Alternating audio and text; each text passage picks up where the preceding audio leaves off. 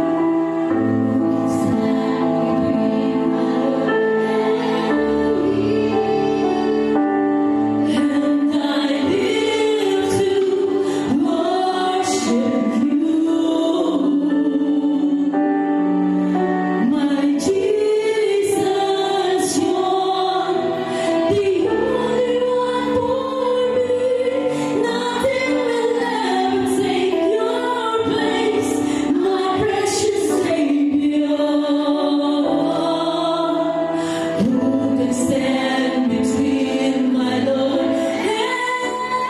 and me?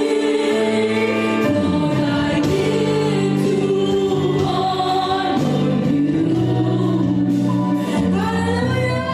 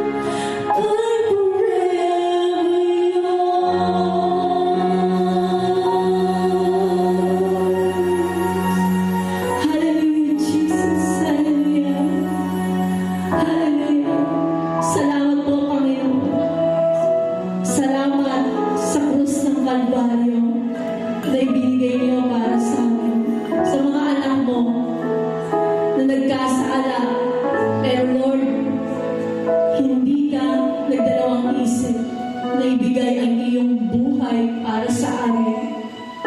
Lord, wala po kaming kwenta, pero patuloy niyo po kaming pinapatawad at patuloy niyo po kaming pinagpapalak sa araw-araw. Salamat, Panginoon, sa krus ng Kalbaryo na tumubos sa aming mga kasalanan, na lagi mong ipinadadama sa bawat isa sa amin, na kung gaano kami kahalaga para sa iyo, Panginoon. Kaya Lord, hayaan mo na itong umaga na to ay ikaw ang parangalan namin, Panginoon, sa aming mga buhay. Hindi kung anong meron kami, Panginoon, kundi ikaw, Lord, ang makita ngayong umaga na to. Yung pagkilos mo, ang inaasahan namin, Lord, na mararanasan ng bawat isa na naririto ngayong umaga na to, Panginoon. Kaya, Lord, sa iyo na namin itinataas ang buong gawain na to mula umpisa hanggang sa matapos. Ang presensya mo, ang patuloy naming mararanasan, Panginoon. Salamat po, Ama, sa iyo yung pinakamataas na papuri, pasasalamat at pagsamba sa tanging pangalan lamang po ng iyong anak na si Jesus. Ang lahat ay magsabi ng Amen.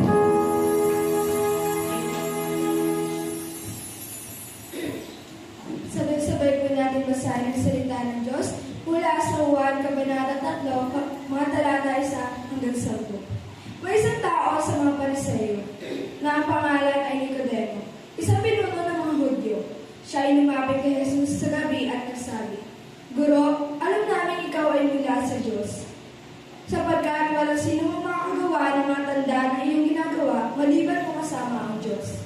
Sumagot si Jesus, Tunay sinasabi ko sa inyo, palibang ang isang tao ay pinanganak na muli, hindi niya makikita ang kaharian ng Diyos."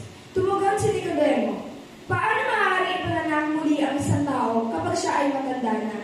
Maaari ba siyang pumasok muli sa sinapupunan ng ina at ipanganak?" Sinabi ni Jesus, Tunay sinasabi ko sa iyo, malibang ang isang tao ipinanganak ng tubig at ng Espiritu, hindi siya makapasok sa kaharian ng Diyos. Ang ipinanganak sa laman ay laman, at ang pinanganak sa Espiritu ay Espiritu. Huwag kang magtaka na sinasabi ko sa iyo, kailangan ipanganak kayo muli. Ang Espiritu ay gumagalaw kung saan niya nais. Naririnig mo ang kanyang tinig, ngunit hindi mo alam kung saan siya nagmula o saan siya pupunta. Ganito rin ang lahat ng ipinanganak sa Espiritu. Sumagot si Nicodemo, "Paano maaari mangyari ang mga ito?" Sumagot si Jesus, "Ikaw ang guro ng Israel at hindi mo nalalaman ang mga bagay na ito." Purihin po ang pagkabasa ng buhay at banal na salita ng Diyos.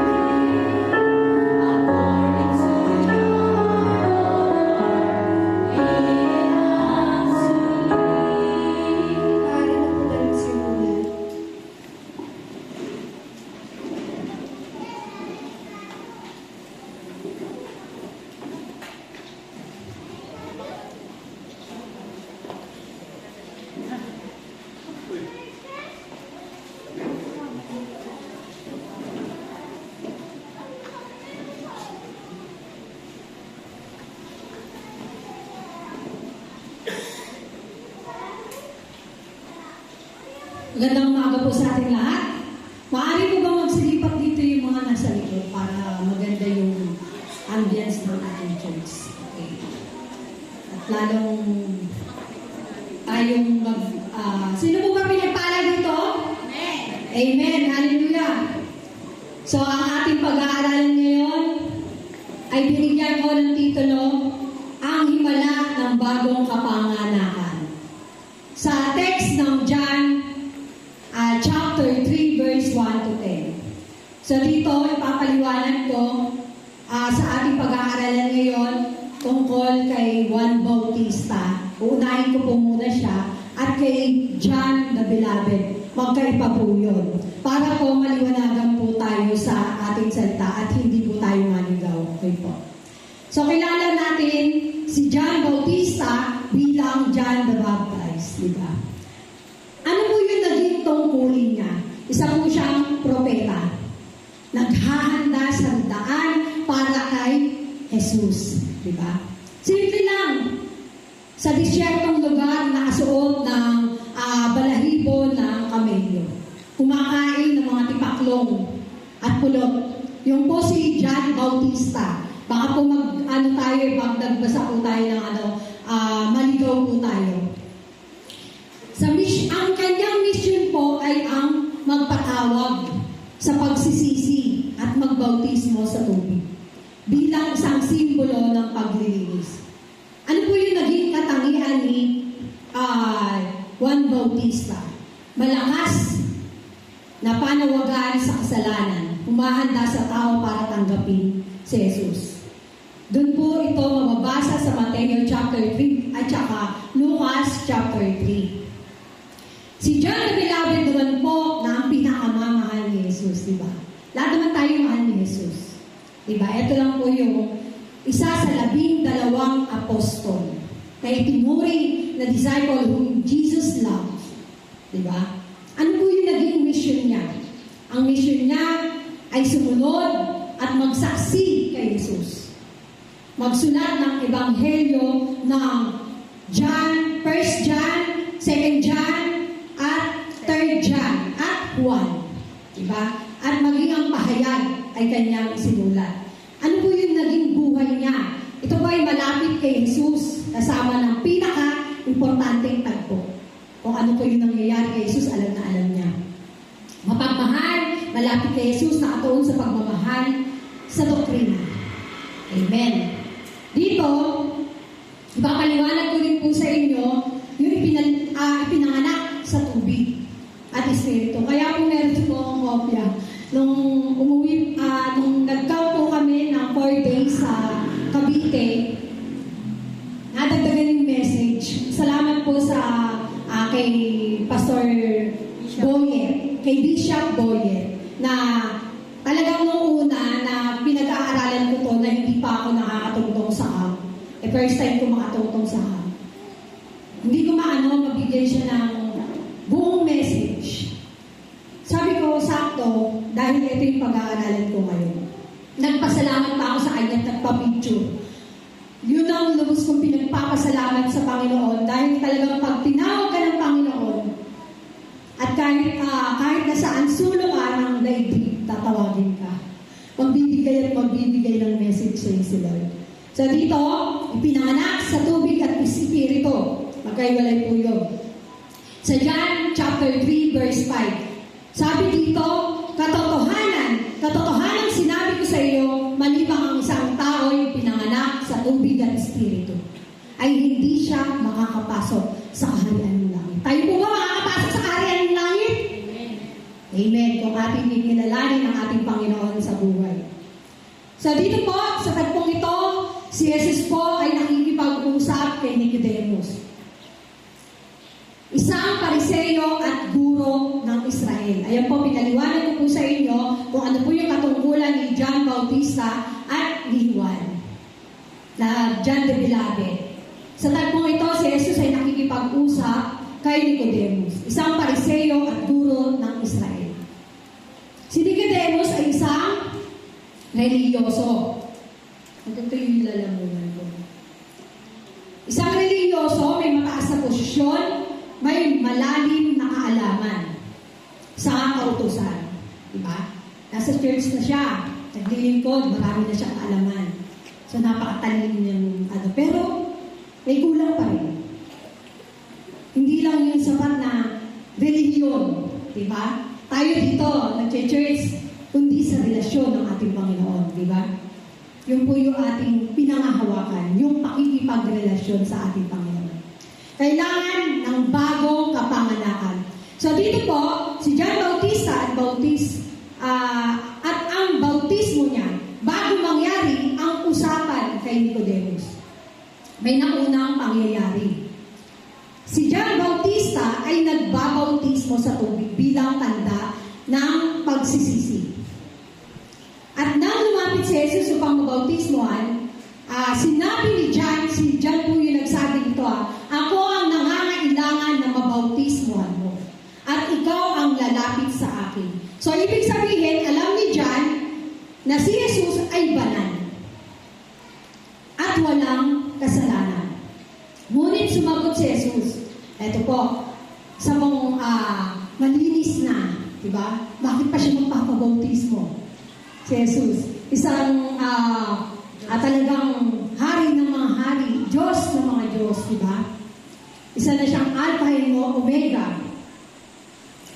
Sabi ni Jesus, si Jesus po ang nagsalita ito, hayaan mo muna ngayon sapagkat nararapat lamang na tuparin natin ang buong katwiran. Maging si Jesus ay tumutupad at nagpapasako sa katwiran ng ating Panginoon. Amen. Amen? So dito po, ipinakita ni Jesus na siya ay sumusunod sa kalooban ng ating Ama. Amen. At siya ay nakikibahagi sa kalagayan ng tao. Tayo po yun. Nakikibahagi. Kahit sa mga pagkakasala natin, nakikibahagi po ang ating Panginoong Jesus. Kung tayo nagkakasala, ang ating Panginoong Jesus ang nagdurusa. So dito po, paglipat kay Nicodemus, ngayon, pagdating sa John 3, si Nicodemus ay lumapit kay Jesus. Siya ay marunong sa batas. Religyoso. Iginagalang. Diba? Tinitingala siya sa buong Pariseo. Si Nicodemus. Ngunit hindi pa niya maunawa ng spiritual na katotohanan. Ano po ba yung spiritual na katotohanan? Parang may kulang sa kanyang buhay. Bagamat tinitingala siya ng buong propeta, ng buong Pariseo, ng buong tao. Diba? Kaya sinabi ni Jesus, kailangan kang ipanganak muli. Diba? Kung hindi po sa yun tayo, kailangan natin ipanganak na muli. At tulad ngayon, nagbidiwang ang iba na pagkabuhay daw. Diba? Hindi po namamatay ang ating Panginoon sa ating puso. Amen? Isa rin po sa natutunan ko na ang Espiritu ay nananahan lang po sa bawat isa, sa puso ng bawat isa. Yan po ang lagi niyong tatandaan. Isa po sa natutunan ko kay Reverend Boy. Kaya, sinabi ni Jesus, kailangan kang ipanganak muli, kailangan kang ipanganak sa tubig at Espiritu. Bukod po sa pagbabautismo. Diba? Bukod po sa pagbabautismo. Ano po ba sa Espiritu? Kailangan tanggapin mo yun ng buong pagsisisi, ang buong katapatan. Kailangan lahat ng mga kasalanan mo sa sanlibutan noon ay huwag mo nang balikan. Sabi nga ni Pastora Ligaya, kahit na napaka-expensive pa niyan, diba? Kailangan mo na siyang iwan. So dito, sa pinaka-main message nito, ang tubig ay ang paglilinis ng kasalanan. Ang tubig ay isang simbolo ng paglilinis tulad ng bautismo ni Juan. Ito ay pinanawagan sa pagsisisi, paglilinis mula sa kasalanan. Ipinapakita nito na ang tao ay marumi dahil sa kasalanan. Nangangailangan ng kapatawaran, kahit si Nicodemus, religyoso yan. Kailangan pa rin malinis. Diba?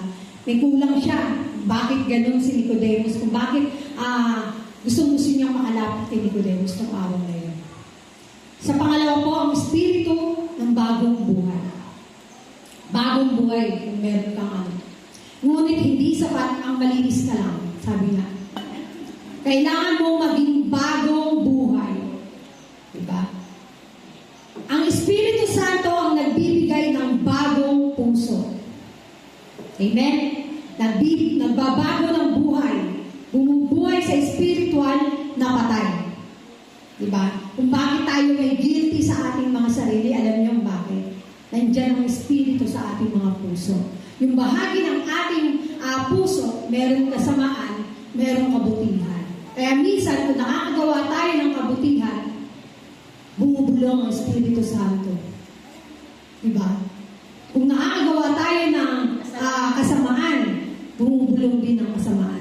naghahati. Ano ba talaga doon? Yung kabutihan o ang kasamaan? Diba? Nandiyan lang yan sa puso natin, hindi lang natin binubuksan. Diba? Kaya kung minsan, medyo naaawa-awa pa tayo yung mga ganyan. Diba? Pero kapag katulad ka ni Jesus, na laging handang magpakasako, laging handang magsisi para sa ating lahat. Diba? Nag-sacrifice siya sa krus ng Kalbaryo.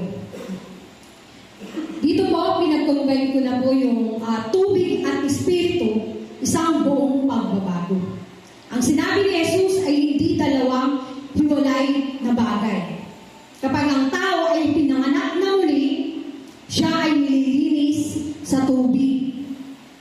Diba? Siya ay binibigyan ng bagong buhay at espiritu. Kagaya po kapag nanganak po tayo sa yung mga nanay. Di ba po? Kapag po nanganak, yan, pinaghahandaan niya pag nasa loob na sinapupunan. Halimbawa ko lang po ito Paglabas, di ba, pinapaliguan natin para malinis, mawala yung mga dumi. Ganun din po ang ating Panginoon. Diba? Yung bawat pinagdadaanan ng anak mo, habang lumalaki siya, di ba, malinis siya, kailangan, yung kalooban din na, linisin mo. Hindi lang sa panlabas. Dapat, habang lumalaki ang bawat anak, ng mga nanay, makilala niya ang ating Panginoon hanggang sa paglaki. Diba? Ang nanay mismo ang uhubog sa kalooban ng kanyang anak. Ganon din ang ating Panginoon. Mga anak niya gusto niya mabago. Diba? Pero hindi natin binubuksan na maigi ang ating puso. Sabi dito, siya ay binibigyan ng bagong buhay espiritu. Ito ang hindi naunawaan ni Nicodemus noong una. So, akala niya ay physical, pero ang tinutukoy ni Jesus ay spiritual. Ay kulang pa, kahit na anong karangyaan niya. So, dito mga kapatid, ganito rin tayo. Maaaring nagsisimba tayo, nagdadasal, may alam sa Biblia, magaling magsalita. Diba? Nag-aaral tayo, naibibigay natin yung message, pero bukal pa ba sa kalooban natin yung bawat salita ng ating Panginoon? Nalinis ba natin sa harapan ng Panginoon bago tayo marap dito ang ating puso? Diba? So dito, ang tanong, naranasan mo ba ang bagong kapanganakan? Nilinis ka na ba ng Diyos? May bagong buhay na ba sa loob mo? Amen? Sino dito may mga bagong buhay na ayaw ng balikan ang nakaraan? Amen. So dito ang mensahe ni Jesus kay Nicodemus ay malinaw, hindi sapat ang reliyon lang. Hindi sapat ang kaalaman lang. Matalino ka. Kailangan mo rin na malinis na puso, magkaroon ng bagong buhay. At ito ang nangyari lamang sa pamamagitan ni Jesus. Ang tubig ay nagsasabi na kailangan mong malinis ang espiritu. Ang espiritu ay nagsasabi na kailangan mong mamuhay muli. At kapag ang Diyos ay kumilos, nililinis ka niya at binibigyan ka niya ng bagong buhay. Ito ang tunay na kapanganakan. Sa ating panahon ngayon, maraming taong naniniwala na ang pagiging religyoso ay sapat na. Totoo yan. Upang maging maayos ang kanilang relasyon sa Panginoon. They think that if they attend church straight daily, read the Bible, and do good deeds, they are guaranteed salvation. Napunta lang sa Cavite, marunong nag-aaral na nag-English. Puro Inglesero kasi yung mga pastor. Yung mga reverends doon. Totoo lang. Magagabi, puro English pati sila. Diba? Kaya nagpapasalamat ako sa Panginoon yung buhay na ibinigay na bagong buhay ng ating Panginoon ngayon. Sabi dito, may mga taong nagsasabing hindi naman ako masamang tao. May talasabi sabihin niyan, di ba? Kapag may nangyayari sa pamilya natin, hindi naman ako masamang tao, bakit ginawa nila sa akin to? May takot naman ako sa Diyos. Nagdarasal naman ako araw-araw. Dati ganyan, nung namatay ang asawa ko. Ganyan ang mga sambit ko. Mga Hindi naman ako masamang tao. Hindi naman ako nag-aaral ng kapwa. Bakit sa akin nangyayari yun? Diba? May purpose kung bakit nangyayari sa iyong buhay ang mga pagsubok. Sabi doon, nagdadasal naman ako araw-araw. Nagsisimba naman ako tuwing linggo. Para sa marami ito ang batayan ng kaligtasan. Makapagsimba ka lang araw-araw. Ito ang batayan. Ngunit ang tanong, sapat na ba ang relihiyon upang maligtas ang tao? Ligtas na ba kayo? Ang sabi nga sa kapatid, sa mga kapatid nyo, ligtas na ba kayo? Amen. Yan din po yung, yung gumaganyan pa ako nung nag-aaral kami nila Pastor Jojo, yung mga parang nag-50-50 pa ako nun eh, kung ligtas pa kami nun. Si Dr. JV. Hindi ko alam, ligtas na ba kayo? Kayo mga pastor, ligtas na ba kayo? Kaya ako eh. Sabi ko, 50-50 ba?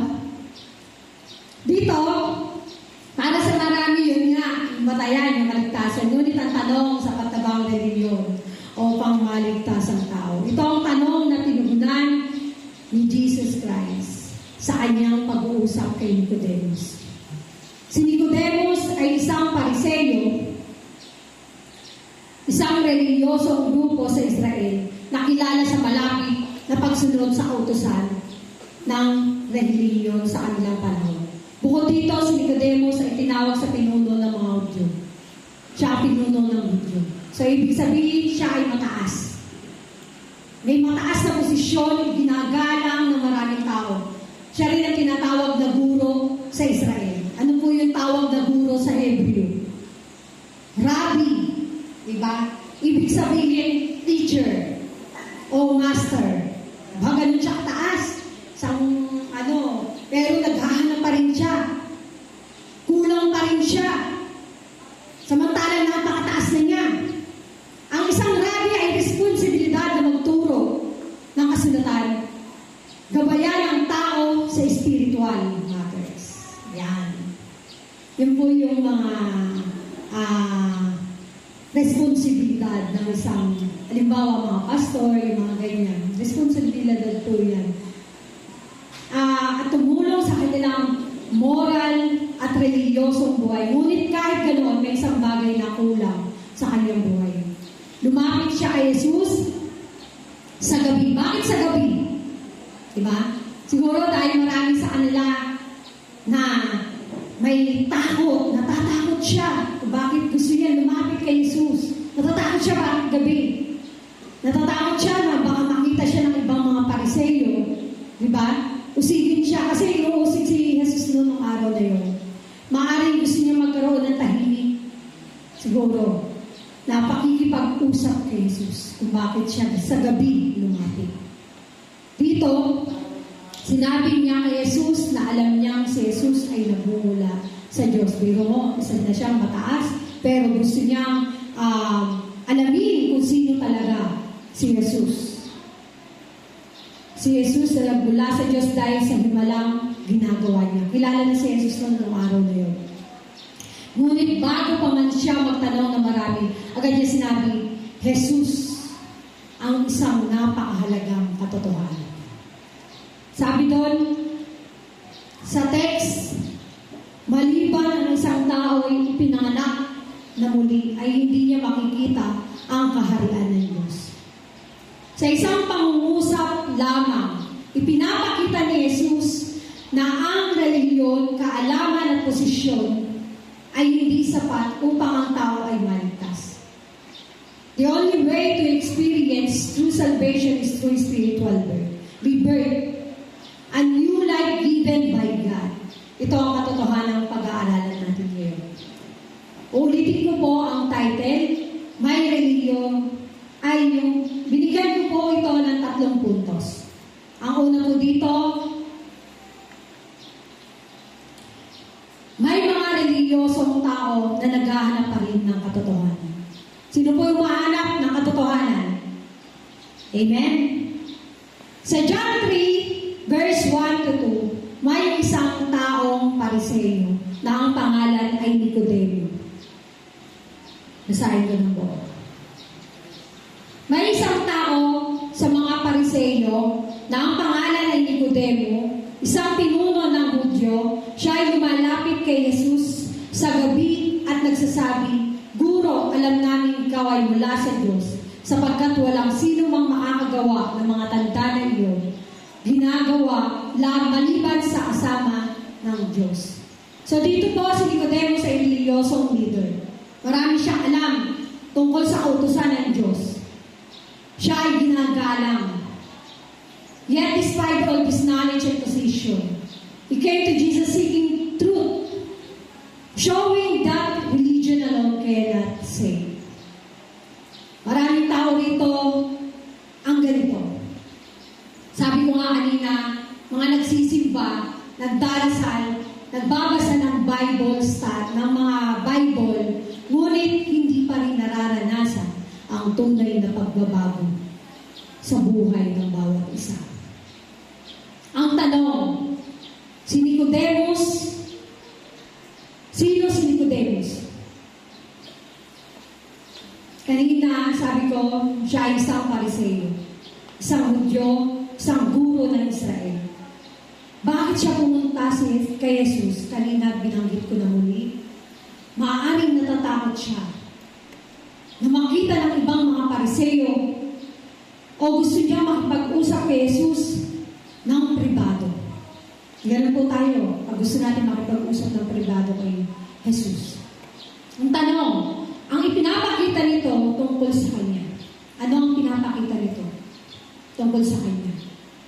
Dito ay pinapakita nito na kahit na reliyoso, naghahanap pa rin siya ng tunay na katotohanan.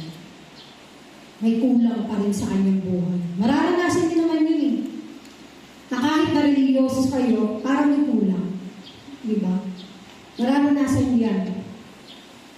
Ang tanong ngayon ng marami, marami ba tayong alam tungkol sa Diyos? O tunay ba natin nakikilala ang Diyos? Hindi sapat ang reliyoso lamang. We need a personal relationship with God. Sabi ko nga, that transform our hearts and lives. So dito, sabi sa Mateo, chapter 23, verse 27 to 28, parang libingan na pinaputi. Pinaputi sa ibabaw. Pinaganda yung mga libingan. Na nasa labas ay maganda, ngunit sa loob ay puno ng buto at patay na dumi. Diba? Kapag nailibing na ang isang tao, napakaganda ng labas, ng mga pamarmal-marmal pa, diba? Pinupuntahan pa, nilalagyan pa ng mga bulaklak para gumanda. Nilalagyan pa ng mga krus sa ibabaw. Pero sa loob nito, tignan mo, nabubulok. Buto na nabubulok. At patay na napakarumi. Ganun po ang gustong mangyari ni Jesus sa ating mga buhay. Diba? Malinis ka sa panlabas na kanuan. Pero pagdating sa ating puso, ganun pa ba tayo? Ganun pa ba natin nakikilala ang ating Panginoon sa ating buhay? So ang verse na ito ay nagpapaalala sa atin na kahit isang tao ay mukhang mabuti sa labas, religyoso, disiplinado, maayos sa mata ng mga tao, maaaring puno ng kasalanan o pagkukulang sa puso. Yun po yung ating papasiyasat sa ating Panginoon. Bakit nakakaranas tayo ng kakulangan sa ating buhay? Pasiyasat tayo sa ating Panginoon. Katulad ni Nicodemus, kahit mataas ang kanyang posisyon at kaalaman, naghahanap pa rin siya ng tunay na relasyon sa Diyos. Bakit niya nilapitan ng gabing yun ang ating Panginoon? Ito ay isang babala para sa ating mga kapatid. Ang reliyon o ang kaalaman lamang ay hindi sapat. Ang tunay na pakikipagrelasyon sa ating Panginoon ay nagsisimula sa ating puso. Hindi sa panlabas na gawa kung ikaw ay mabuti. Tama? Kung ikaw ay nakakatugtog dito, nakakaawit dito, nagagawa mo ang lahat para sa ating Panginoon, tanungin niyo ang inyong mga sarili. sarili. Saliksikin niyo yung bawat salita ng ating Panginoon. Sa loob ba may pagbabago? Parang libingan niya, di ba kanina sabi ko, na pinaputi sa labas, pinaganda sa labas, pinaghandaan. Maganda pero walang buhay pagdating sa loob. Ama, kailangan inside and out. Parehas maganda. Sa ikalawang puntos, kailangan ang bagong kapanganakan. Ano po yun? Sabi sa John 3, verse 3 to 5, sumagot si Jesus, tunay sinasabi ko sa iyo, malibang ang isang tao'y ipinanganak na muli, hindi niya makikita ang kaharian ng Diyos. Tumugon si Nicodemo, paano maaaring ipinanganak na muli ang isang tao kapag siya ay matanda na? Maaari ba siyang pumasok muli sa sinapupunan ng kanyang ina o ipanganak? Sinabi ni Jesus, tunay, sinabi ko sa iyo, malibang ang isang tao ay pinanganak ng tubig at ang Espiritu, hindi siya makakapasok sa kaharian ng Diyos. Nakita niyo kanina sa binasa natin na si Jesus ay nagpabautismo sa tubig kay John Bautista na kanyang pinsan. Diba? Maging si Jesus na perpekto, walang kasalanan, nagpakababa para sa ating lahat. Nagpabautismo kay John Bautista. Para lang sa ating mga kasalanan. Marahil nararamdaman na niya kung bakit may mga Holy Week na nangyayari. Diba? Nararamdaman niya na paulit-ulit na lang yung mga iba, diba? Nararamdaman niya na malaki na ang pagkakasala ng aking mga anak. Pero siya pa rin ang nagtutubos. Kahit na anong kasalanan natin, nandiyan pa rin ang Espiritu sa ating puso. Pero hindi pa natin ito pinapakinggan. Hindi natin masyadong binubuksan ang ating mga puso. Kung ikaw ay full gospel, kung ikaw ay tunay na Kristiyano, kung ikaw ay nakakakilala sa ating Panginoon, buksan mo ang puso mo. Nandiyan ang tunay na Espiritu na hinahanap ng ating Panginoon. Magsisi ka sa iyong mga kasalanan. Dito, malinaw na sinabi ni Jesus, hindi niya sinasabi na sapat na ang mabuting gawa. Amen? Relihiyon o pagsunod sa tradisyon, ang sinabi niya ay kailangang ipanganak na muli ang tao. Ang bagong kapanganakan ay nangangahulugan ng bagong buhay na ibinigay ng ating Panginoon sa puso ng bawat isa. It is a spiritual transformation that no one can achieve on their own. Kaya nga ang tanong, anong ibig sabihin ng ipinanganak ng muli? Ito ay spiritual na pagbabago kung saan ang Diyos ay nagbibigay ng bagong buhay sa isang tao. Kung malinis ka lang, yan ang mga kakulangan natin kung bakit ang ating Panginoon ang nagsasakripisyo sa krus ng Kalbaryo. Nahati tayo dahil sa kasalanan. Yung pakikipagrelasyon natin sa ating Panginoon, nahati yun. Kung gusto mo ng kaligtasan, kilalanin mo at makipagrelasyon ka sa ating Panginoon. Pero nabibigay ba natin ng husto sa ating Panginoon?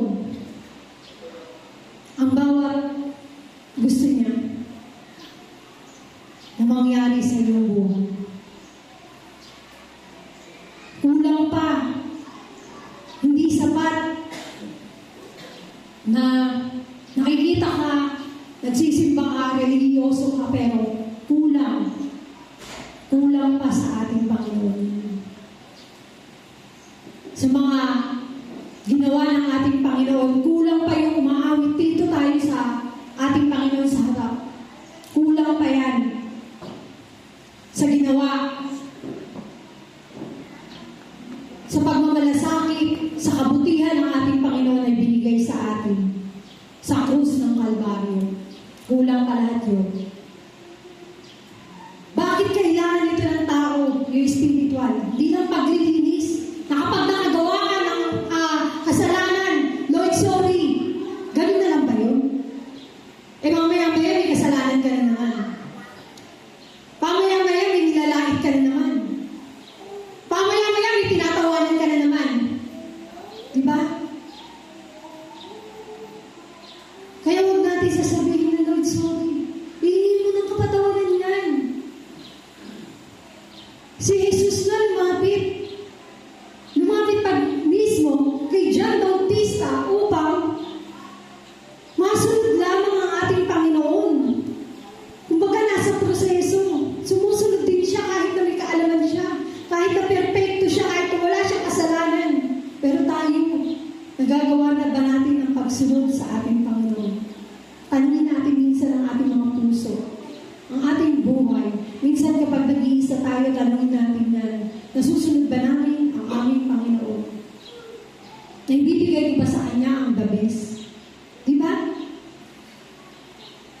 Naibibigay ko ba sa Panginoon yung binibigay sa aking kabutihan na susuklian ko ba? Minsan niya lang tanungin natin sa ating sarili. Pasiyasap kayo sa ating Panginoon. Lahat tayo hindi perfecto. Lahat tayo nakakagawa ng kasalanan. Pero nandiyan ang Panginoon upang yumakap. Iyak mo lahat. Kung may mga pagsubok, mga problema ka, mga nakaaway ka, mga nakaalitan ka, may nakaalitan ka, nagsusungit ka, sumisigaw ka, nagmumura ka, pasiyasap ka sa Panginoon. Babago mo ang iyong puso. Nandyan lang ang Espiritu sa iyong puso. Hindi pumapal, hindi maalis yan. Yan ang tunay na full gospel. Yan ang tunay na nakakakilala sa ating Panginoon. Kung bakit tayo nandito ngayon at nakikinig ng mensahe ng ating Panginoon. Dahil ang tao ay pinanganak na makasalanan at iwalay sa Diyos. Sabi ko nga may division. May division tayo sa pakikipagrelasyon sa Diyos. Lalo na, alam natin, marami ngayon ang nakapaligid ng mga kasalanan. Yan ang nakakapagpahiwalay sa atin. Lalo na ang social media, katulad ng sinabi ni Pastora Ligaya. Tunay nga po, na talagang malakas ang batak ng social media pagdating sa atin. Nawawala na yung katwiran ng ating Panginoon. Nawawala na yung buhay na gusto ng Panginoon sa iyong puso. Anak, nandito lang ako. Buksan mo yung puso mo. Kinakatok ka na. Kinakalapit ka na ni Lord. Pero hindi mo pa rin maunawaan kung ano yung tunay na kahalagahan ng spiritual na kapanganakan. Diba? Buksan mo yung puso mo. Kausapin mo ang Panginoon. Kung bakit tayo nandito ngayon, bakit linggo-linggo, lagi na lang ba? Paulit-ulit na lang ba? Linggo-linggo tayo nandito. Ang lagi naman sa isa. Diba? Mahirap yung ganun. Ang ating Panginoon, ang lumikha ng lahat, ng langit at lupa, lahat ng nakikita mong gumagalaw sa mundo, siya ang may likha ng lahat. Pero ang social media, sino may gawa?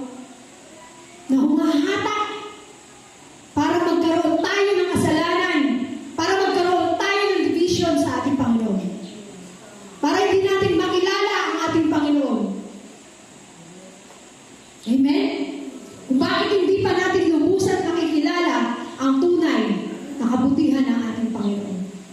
Dahil sa mga nakapaligid sa atin. Try mo pumokos, sabi nga ng mga pastor. May isang tao na inutusan niya. Kasi ganito Lagi na lang akong ganyan. Nakikita ako ganyan sa loob ng church. Bakit subukan mo? Sige, ganito gawin mo. Pagpuno ka ng tubig sa isang baso. Tama ba yung kwento ko? Yes. Pag pumuto ka ng baso at umikot ka sa buong simbahan, Kailangan ang baso ay hindi matapon yung tubig sa loob. Umuos ka. Ang ginawa ng tao, anong ginawa? Umikot siya. Di ba kapag tayo umiikot, tingnan natin yung focus talaga dun sa hawak mo. Ganun tayo. Pagbalik niya sa pastor, hindi pa rin kulang. Buo pa rin yung tubig sa baso mo. Buo pa rin yung baso mo. Kasi anak, nakatingin ka sa iba. Nakatingin ka sa iba kung bakit. Yung sarili mo, hindi nakapokus sa ating Panginoon. Hindi doon ang tinitignan mo, yung katabi mo, o yung kamag-anak mo. Huwag yun ang titignan mo, pumukus ka sa ating Panginoon. Buksan mo ang inyong puso. Magpalinis ka sa ating Panginoon. Hindi lang sa pagbabautismo. Sa pagbabautismo sa tubig, kundi magpalinis ka sa espiritual na nandyan sa inyong puso. Hindi maalis siya. Focus ka lang sa ginagawa mo. Huwag kang padidistract sa mga kasalanan sa mundo ito. Focus ka sa lahat ng bagay. Huwag mong pakikinggan yung mga lumalait, nagpapakababa para sa iyo. Yung binababa ka pababa, yung hihilahin ka pababa, walang mangyayari sa iyo. Talunan ka pagdating sa ganyan. Talunan ka sa pakikipagrelasyon sa ating Panginoon. Kung hindi mo ipopokus ang buhay mo sa pagsunod sa ating Panginoon. Palakpakan nga po natin ang ating Panginoon. Sa puntos na pangatlo, ang bagong kapanganakan ay gawa ng Espiritu Santo. Sabi sa John 3, verse 6 to 8. Sabi dito, ang ipinanganak sa laman ay laman. At ang ipinanganak sa Espiritu ay Espiritu. Huwag kang magtaka na sinasabi sa iyo, kailangan panganak kayo muli. Ang Espiritu ay gumagalaw kung saan niya nais. Naririnig mo ang kanyang tinig, ngunit hindi mo alam kung saan nagmumula o saan siya pupunta. Ganito rin ang lahat ng ipinapanganak sa Espiritu. So dito, mga kapatid, ang tao ay pinanganak sa laman. Ano pong ibig sabihin nito? May mga kasalanan tayong kalikasan. Likas na.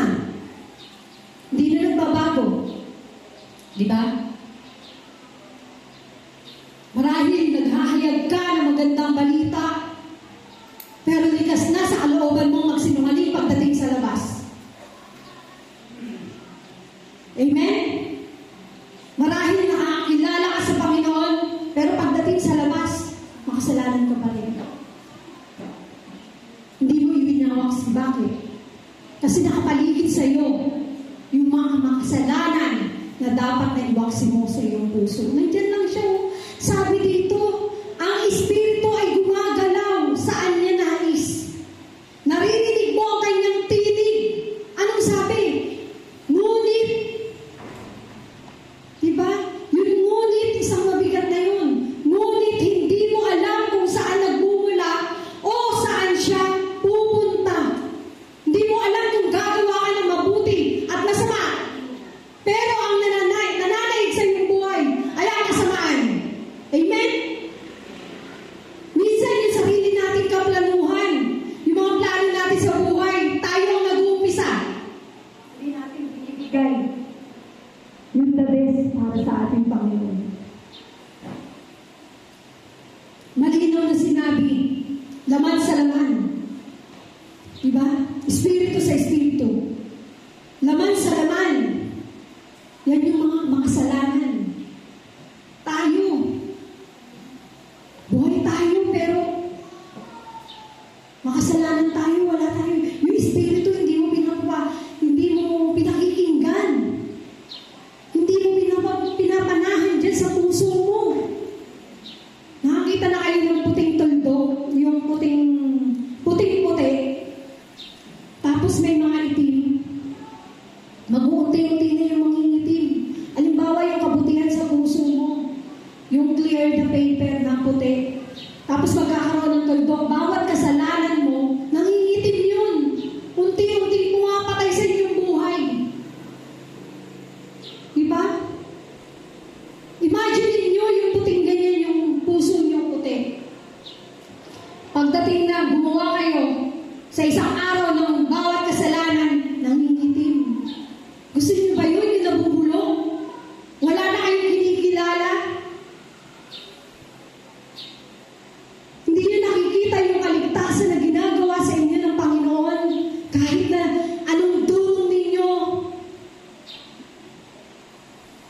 Amen? Kahit na nandiyan ka sa harap, kahit na nagsasalita ka, kahit na naging leader ka, hindi sapat yun. Kung kulang yan, puso nyo. Sa Espiritu. Espiritu, sa Espiritu, sabi nga. Diba? Sabi, inihahalin tulad ni Jesus ang gawa ng Espiritu sa hangin. Hindi natin nakikita ang hangin, ngunit nakikita natin ang epekto nito. Diba? Kapag ang hangin, kapag mainit, mainit na tayo. Kapag ang simoy ng hangin, mainit sa ano. Diba? Kapag malamig, nilalamig tayo. Hihintayin niyo mo bang maging maligam-gam kayo? Dapat maging mainit tayo sa presensya ng ating Panginoon. Katulad ni Nicodemo na nakita niya sa kanyang sarili. Naramdaman niya sa kanyang sarili. Hindi lang sa hangin yun ha. Naramdaman niya na kinikilala si Jesus, na iba yung katangian ni Jesus. Pero nilapitan ng gabi iyon ni Nicodemo si Jesus dahil may kulang sa kanyang buhay. May kulang. May kulang bawat isa sa atin. Hindi tayo perpekto lahat. Pero nararamdaman natin yung kakulangan. Kung ano yung kulang sa ating buhay. Di ba? Lumapit ka sa Kanya. Nandiyan si Jesus. Na siyang nagtutubos palagi. Araw-araw. Hindi namamatay si Jesus. Tandaan niyo yan. Hindi namamatay si Jesus. Kaya hindi ako naniniwala yung nabuhay na muli. Hindi ako naniniwala doon. Kasi si Jesus araw-araw gumagawa ng kabutihan yan. Bakit tayo nabubuhay ngayon? Bakit nakakapag-aaral ang ating mga anak? Bakit tinatamasa natin yung buhay na ganito? Di ba? Yung magaan, yung may kagaanan. Bawat pagsubok, parang wala lang. Payapa tayo, yung ating kaisipan. Dahil nga, espiritu sa espiritu, yung pinag-uusapan. Ang pakalinis ka, hindi lang paglilinis, kundi sa espiritu. Diba? Hindi natin nakikita kung paano niya binabago ang puso ng isang tao. Pasiyasat ka, mararamdaman mo yung pagbabago sa buhay mo. Sabi doon, ngunit nakikita natin ang pagbabago sa kanyang buhay. Diba? Pansinin niyo yung sarili niyo. Ay, Christian yan. Napakabait niyan. Ay, Christian yan. Hindi ko na naririnig na mag-unay. Diba? Yung mga ganong bagay na masarap sa pakiramdam ni Jesus, hindi lang sa inyong sarili. Diba? Kundi nakikita sa bawat isa, sa bawat kapwa, yung pagbabago na ginawa sa inyo ni Jesus. Ang tanong, sino ang gumawa ng bagong kapanganakan? Ang Espiritu Santo ang gumagawa ng kapanganakan. Walang iba kung ating Panginoon. Kaya ba itong gawin ng tao sa sarili niyang lakas? Kaya mo bang magbago? Sarili mo lang? Subukan niyo magbago kasama ang ating Panginoon. Hindi mo naman kayang baguhin ang sarili mo eh. Sabi mo, babaguhin ko na yung sarili ko, hindi na ako magmumula. Hindi na ako sisigaw. Hindi na ako magiging chismosa. Hindi na ako manginginom, hindi na ako, makikipag-away. Hindi na ako magiging putangera. Diba? Pansinin nyo, pag nagbabago kayo sa Panginoon at sinurrender nyo ang inyong buhay, makikita at makikita yan ang kapwa nyo. Nakikita ba? Nakikita? Joke lang. Makikita yan ang kapwa ninyo kapag nagbabago kayo sa Panginoon. Amen? Purihin nga po ang Panginoon. Sige nga po, palapakan niyo ang ating Panginoon. Try nyo magbabago. Makikita yan ng mga katabi nyo. Try nyo lang. Try nyo. Minsan, hindi sa tinataas ko yung sarili ko. Hindi siya unbeliever siya. Minsan lang siya dito eh. Sabi niya, pero hindi ko na naririnig yung bunganga mo. Yung pag-isip mo pa lang sa umaga, mura ka ng mura. Yung bunganga ka ng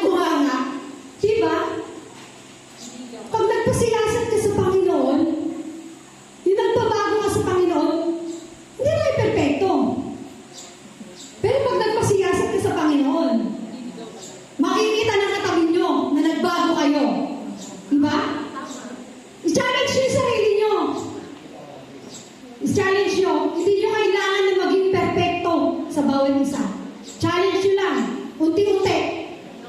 Yung hindi na ako magmumura. Diba? Ay, hindi na ako aano. Diba? Mga ganon. Tapos hindi na ako. Hindi na ako magiging suplada, hindi na tataas ang kilay ko. Try nyo. Try nyo. Ang unang nakapansin sa akin yan, malaki na pinagbago mo, yung asawa ko, kontra. Kontra yun. Malaki na daw ang pinagbago ko. Kasi hindi ko na siya minumura, inaaway, binubungaan. Totoo yan. Nung nanahimik ako, ano ba? Saan ako lulugar? Saan ako iiwas? Nag-away pa lalo kami nung nanahimik ako. Ayun nangyari sa kanya. Kaya wala akong maraano eh. So dito, sabi, maaaring religyoso pero hindi pa rin nakakaunawa. Sabi sa puntos 4. Nasa ano na tayo overtime. Okay lang yan. Basta sa salita ng ating Panginoon. Sa John chapter 3, verse 9 to 10. Ikaw ang guro ng Israel. Ba't parang iba yun? Sumagot si Nicodemo, paano maaaring mangyari ang mga ito? Sumagot si Jesus, ikaw ang guro ng Israel at hindi mo nalalaman ang bagay na ito. Diba? Ang sabi niya, papasok ulit sa sinapupunan ng kanyang ina? Hindi ganun. Diba? Sabi ni Nicodemo, isang guro ng Israel, ngunit nahirapan siyang maunawaan ang sinabi ni Jesus. This shows that even religious knowledge cannot replace spiritual understanding the truth. Insight come only from God. Ang tanong, bakit hindi agad naunawaan ni Nicodemus ang sinabi ni Jesus? Sabi, dahil iniisip niya ang mga bagay sa physical na paraan. Samantalang ang sinabi ni Jesus ay spiritual. Ang tanong, ano ang itinuturo nito sa atin? Kailangan natin humingi sa Diyos ng pagkaunawa upang maintindihan ang katotohanan ng kanyang salita. Diba? Maraming hindi alam ang mensahe ng ating Panginoon. Magbuklat ka ng Bible. Meron ako na ano yan eh. Hindi daw may maintindihan ng message ng ating Panginoon kapag nagbubuklat daw siya ng Bible. Mag-fasting ka. Try mo mag-fasting. Kausapin mo ang Panginoon sa pamamagitan. Nung una akong maging Kristiyano, Mateo chapter 11 verse 20. Yan ang pinaka-ano sa akin verse. Na talagang doon ko binuhos lahat at binago ko ang aking buhay. Yun po yung pinanghawakan kong verse. Diba? Lumapit kayo sa aking mga nahihirapan na papagalang lubusan. Papasalin niya yung mga dala-dala yung mga suliranin. Papasalin ng ating Panginoon yan. Kung may mga bigatan, suliranin kayo, yung mga hindi nyo ma-surrender ng mga kasalanan, yung mga lihim nyo. Wala naman lihim na hindi na ibubunyag. Huwag nyo hintayin nyo. Diba? Huwag nyo hintayin yung lihim na mabunyag kayo. Katulad no, si Testelastay at saka si Christine. Huwag nyo hintayin yun na nabunyag lahat ng katotohanan. Diba? Magpasiyasat kayo sa ating Panginoon, aminin nyo, magsisi kayo. Diba? Sabihin, hindi tayo magiging kailangan natin, huwag mong gawin na magbago agad tayo. Unti-unti lang yan, mga kapatid. Mamamalayan nyo rin yung magbabago na inaasahan ng ating Panginoon. Ngayon, may isang mahalagang tanong para sa bawat isa. Are we truly born again or are we just religious? Born again ka na ba? O sa religion ka lang tumitingin? Tunay ka ba? Tunay na ba? Ang puso mo, ang binibigay mo sa ating Panginoon. Bilang pagtatapos, hindi ang tanong, religyoso ka ba? Nagsisimba ka ba? Mabuti ka bang tao? Ang tunay na tanong ay ikaw ba ay pinanganak na muli? Ang bagong kapanganakan ay nangyayari kapag ang tao ay nagsisisi sa kasalanan na. Sumasampalataya kay Jesus at binabago ng Diyos ang kanyang puso. Kung nais mo makita ang kaharian ng Diyos, sabi sa Efeso, chapter 2, verse 8 to 9, sapagkat sa pamamagitan ng biyaya, naligtas kayo sa pamamagitan ng pananampalataya. At ito'y hindi sa inyong sarili lang. Ito ay kaloob ng Diyos, hindi sa pamamagitan ng mga gawa. Upang walang sino man ang mapuri. Nagpakita na ang kaligtasan at bagong buhay ay regalo ng Diyos, hindi resulta ng ating sariling gawa. Kailangan mong lumapit kay Jesus, tanggapin ang bagong buhay na siya lamang ang makakapagbigay. Amen. Purihin po ang Panginoon. Tayo po lahat ay tumayo. Yes, God. Hallelujah.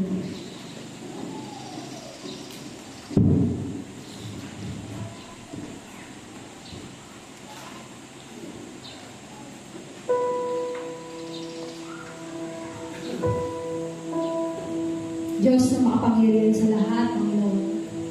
Alam namin, Panginoon, katulad ni Nicodemus, ay may kulang din sa aming buhay. Katulad ni Nicodemus ay naghahanap din kami ng katotohanan. Panginoon, salamat sa bawat salita mo, Panginoon. Sana habang buhay namin ito, na maitanim sa aming kaibuturan, sa aming puso, Panginoon. Habang buhay namin ito dadalhin hanggang sa huling hininga namin, Panginoon. Hindi ka namamatay sa aming buhay, Panginoon. Ikaw ang tunay na Diyos na nakalaan para sa amin, Panginoon. Ikaw ang tunay na Diyos na nagsakripisyo sa krus ng Kalbaryo, Panginoon, upang kami ay tubusin sa bawat kasalanan, Panginoon. Salamat sa katawan mo, Panginoon, sa bawat kabutihan mo, Panginoon, na inilaan mo para sa amin. Sa mga kasalanan ginawa namin, na inaadlangan at nagkakaroon ng division upang magkaroon ng relasyon sa iyo, Panginoon. Tunay nga pong napakamakapangyarihan mo, Panginoon. Wala kami dito sa harapan niyo, Lord, kung hindi dahil sa inyong kabutihan. Hindi namin mararanasan ang bawat kapayapaan, ang bawat inaasam namin, Panginoon. Aanhin namin ang lahat. Lord, yung tunong, yung magaling magsalita, yung buong pamilya, Lord, yung karangyaan, yung katalinuhan, Lord, kung wala kayo sa aming puso at hindi nananaman. Lord, buksan niyo ang bawat puso namin na nakikinig ng magandang balita na nagmumula sa iyo, Panginoon. Hinahanap namin ang kalooban mo, Panginoon. Ngunit natatakpan kami ng kasalanan sa sanlibutan mo. Ilayo mo kami sa lahat na maaaring nakahadlang para sa iyo sa paglilingkod at pagsunod. Salamat, Ama, dahil sa pagkakataong ito ay nakapakinig kami ng magandang balita niyo, Panginoon. Na katulad ni Nicodemus, alam niya na ikaw ang Diyos na buhay para sa lahat ng nilalang, Lord. Lord, alam namin na hindi ka natutulog at hindi ka namamatay. Lord, mabuksan ang puso namin at hindi ka maisang tabi, Panginoon. Ikaw ang lagi namin uunahin at hindi ang mga makamundong bagay, Panginoon. Ikaw ang lagi namin itatanghal, Lord, sa bawat araw, sa bawat ginagawa namin, Panginoon, sa aming buhay. Bigyan niyo kami ng lakas, katatagan, Panginoon, upang sumunod sa iyo, Panginoon, sa iyong kalooban. Salamat dahil kahit ikaw ay natutong sumunod sa kalooban ng ating Panginoon. Pero kami hindi namin nakikita yun, Lord. Sa bawat process niyo ginagawa, ay unti-unti kami nahihirapan, Lord. Hindi namin ito tinatanggap, pero Lord, alam namin na napakabuti mo sa iyong buhay. Alam namin na ikaw ang nakikita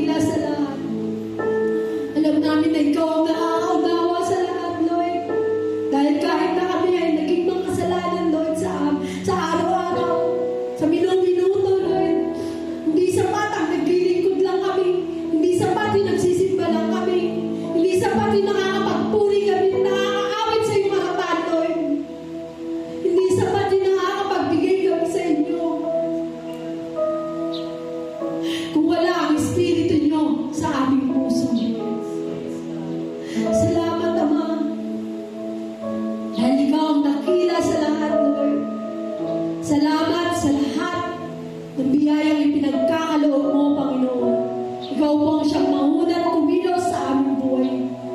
Alisin ang mga mabibigat. Alisin ang umahadlang sa iyong kabutihan sa pagsunod sa iyo. Lord, ikaw ang siyang magdadala ng buhay namin hanggang sa wakas. At ikaw din po ang babawi nito, Panginoon. Sa matamis mong pangalang Jesus, Lord, ang lahat po ay magsabi ng Amen. Hallelujah. Sumunod po tayo sa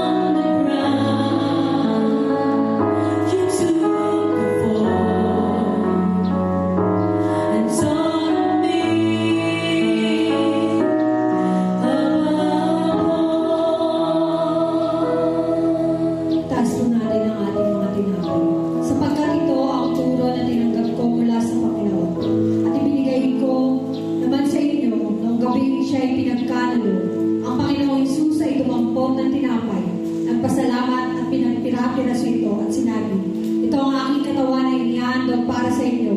Gawin ninyo ito bilang pag-aalala sa akin. Basahin po natin ng sabay-sabay ang ating mission statement. The Jesus Christ Ministry is a caring church committed to bring people towards the right and fruitful relationship with God. To model the church where Jesus is the head and men are the disciples, to help transform communities so that there is love of God, economic efficiency, lasting peace, public justice, and individual righteousness. Taas po natin ang ating mga. Aming Amang nasa langit, taos puso kami nagpapasalamat sa tinapay na ito na sumasagisag sa katawan ng aming Panginoong Hesus, na kusang loob na inihandog para sa amin. Sa aming pagtanggap nito, inaalala namin ang kanyang dakilang pag-ibig, ang pagtitiis niya sa krus ng kaligtasan, at kapatawaran ng aming pinanggap. Dahil sa kanyang sakripisyo, linisin mo po ang aming puso at patuloy na tanggapin namin na may tunay na pananampalataya, pasasalamat at pagpapakumbaba. Sa pangalan ni Jesus, maaari na po kayo ninyo sabay-sabay.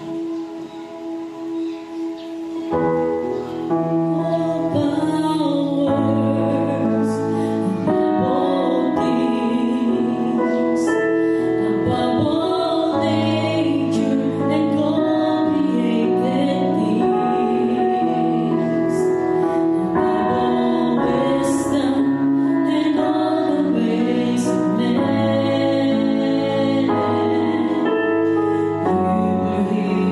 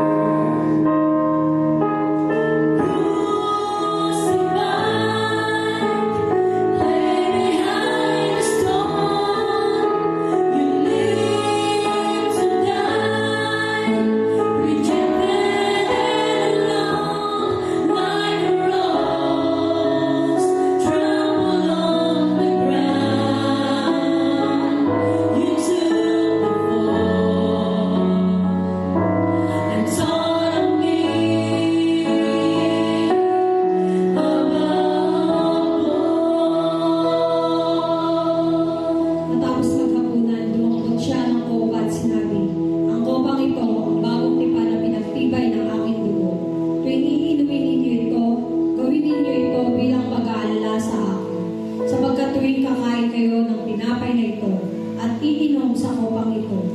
Pinapahayag ninyo ang kamatayan ng Panginoon hanggang siya ay dumating. Awitin po natin ang Pledge of Allegiance.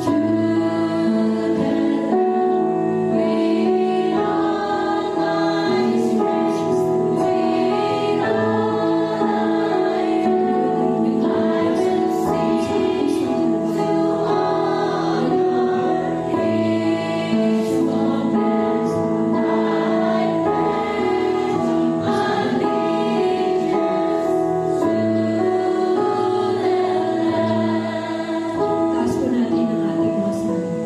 Panginoon, salamat po sa sarong ito na sumasagisag sa iyong banal, mahal na dugo, na nabuhos para sa kapatawaran ng aming mga kasalanan at sa aming kaligtasan. Sa bawat pag-inom namin, inaalala namin ang iyong walang kapantay na pag-ibig at ang sakripisyong ginawa mo sa krus upang kami maligtas at mabigyan ng bagong buhay. Puspusin mo kami ng iyong presensya, linisin mo ang aming mga puso at patatagin ang aming pananampalataya sa iyo. Tulungan mo kami mamuhay ng may kabanalan at pasasalamat sa pangalan ni Jesus. Sabay-sabay po natin inumin ang ating.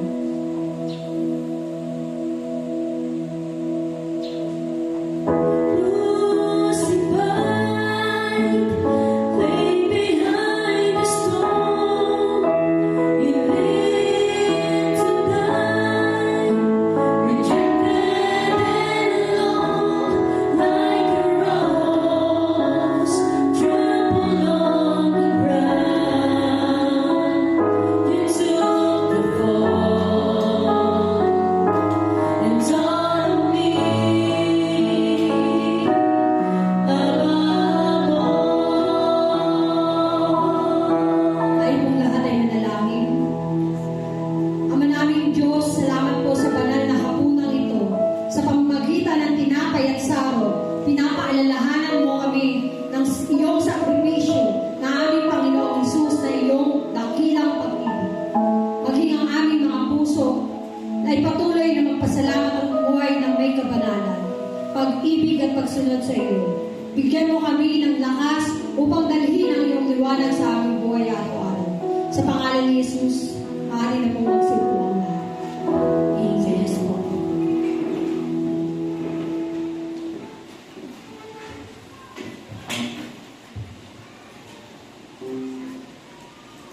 Sige po, darako na po tayo sa pagbibigay ng ating kaloob sa ating Panginoon.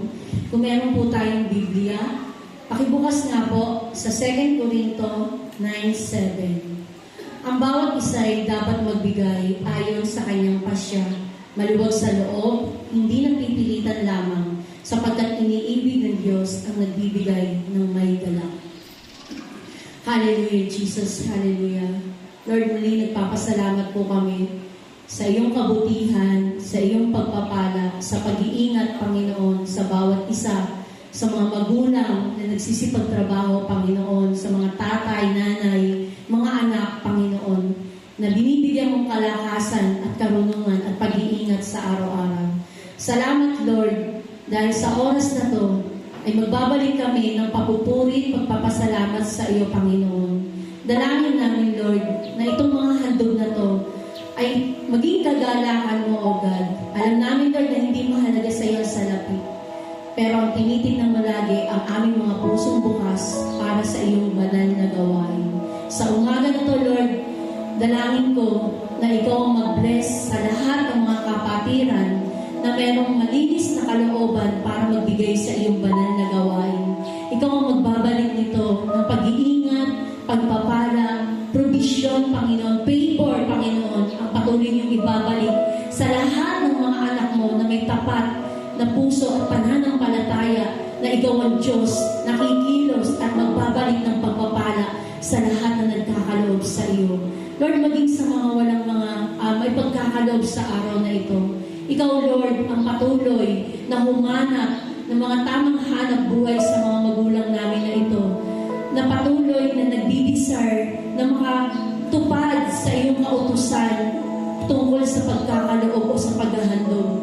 Dalangin ko, Panginoon, na ikaw ang humanap ng tamang trabaho para sa mga magulang na walang trabaho, Panginoon, upang ang iyong kalooban ay magawa nila, Panginoon, at ang pagpapala ay bubungos po sa kanila, O God. Ingatan niyo rin po, Panginoon, ang mga magulang namin na ito na naghahanap ng hanap buhay at pagkakakitaan sa kanilang pamilya, O God. Maging, Lord, ang mga nag-o-offering o nag-pledge sa mga instrumento, O God, na nangako sa iyo, Panginoon, patuloy niyo silang pagpalain at kausapin, Panginoon, na huwag magsawa sa ginawa nilang covenant sa iyo, O God, dahil ikaw ang Diyos na pinangakuan namin at ikaw ang Diyos na magpapalat magbabalik sa amin ito, O God. Maging yung aming nag-iingat ang yaman na ito, Panginoon. Ultimo yung Lord, yung piso, Panginoon, ay maging pagpapala sa iyong banal na gawain, O God. Dalangin ko na si Ate Peli Laksina ay bigyan niya ng wisdom and knowledge upang kung paano niya gagamitin ang salapi na sa kanya'y pinagkatiwala ng iyong gawain, Panginoon, ay ikaw ang patuloy na magbibigay sa kanya ng takot sa puso at responsible na kaisipan, Panginoon. Kaya, Lord, ikaw po ang mag-bless sa pamilya ni Ate Peli, ang kanyang kabuhayan at yung kalusugan ng buong niyang pamilya at pag-iingat ay ibubuhos niyo sa kanilang tahanan, Panginoon. Hindi niyo sila pagkukulangin, O God, dahil kayo ang Diyos na tapat at patuloy na umiibig sa mga anak ng tapat na naglilingkod sa iyo. Lord, pagpalain mo ang bawat sentimo na maniligaw ng ministry mo, Panginoon, at ikaw po ang magbabalik ito sa bawat isa ng siksik, liglig at umaapaw. Salamat po, Ama, sa iyo yung pinakamataas na papuri, pasasalamat at pagsamba sa tanging pangalan lamang po ng iyong anak na si Jesus. Amen.